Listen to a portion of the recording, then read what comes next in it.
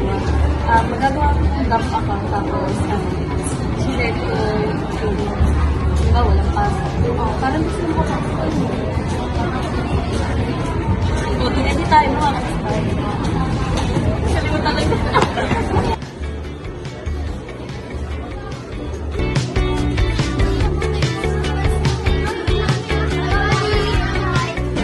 Uy, may pusong balitang Pilipinas. We? Tingin na doon pa. Wala, dito may election natin. Hindi na tayo magre-review. Uy,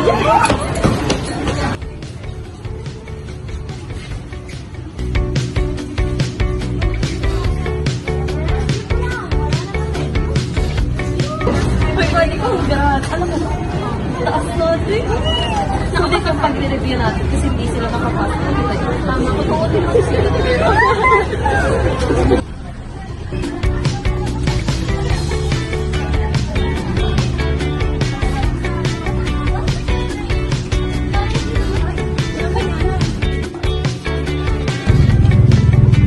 Buddy, yun yung mga klase natin, no? Pumasok. Sabi kasi nito, wala daw pasok. May pinakita pa sa akin. Wala, nakita sa kami kanina. Alam ba naman yun? Yan yung nasa balitang Pilipinas. Mag-exam kami. Mga fake news lang. O, sabi na lang natin dati si Sir. Wala, sige. Mauna na kami. Kausapin na lang namin si Sir. Humingi na lang kayo ng pagluto. Eh, bali, bye.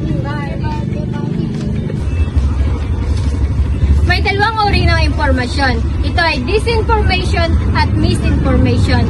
Ang misinformation ay isang maling balita na hindi mo sinasadyang maibagi sa ibang tao. Disinformation, pagpapakalat ng maling balita. Unang S, source. Tingnan ang pinagmulan ng impormasyon. Kung ang impormasyon ay mula sa mapagkakatiwalaang source, ito ay maaasahan na totoo. Dahil sa source, mas madaling matutukoy o masasabi na ang impormasyon ay tama. Ikalawang S, spelling. Ang spelling ay mahalaga lalo na kung ang impormasyon ay ilalahad sa pangkalahatan at kung ang post at impormasyon ay itadad ng spelling mistakes, ito ay masasabi na ang impormasyon na hindi totoo at iyon ay fake news. Tatlong S, report. Ang isang totoong impormasyon ay laging may suporta galing sa iba pang mapapagkatiwalaang source. Ang isang totoong impormasyon ay hindi lamang manggagaling sa isang source, ito ay posibleng alam din ng iba pang mapapagkatiwalaang source. Dahil sa mga suporta ng iba pang source, ito ay nagpapatunay na ang impormasyon ay base sa totoong pangyayari at datos.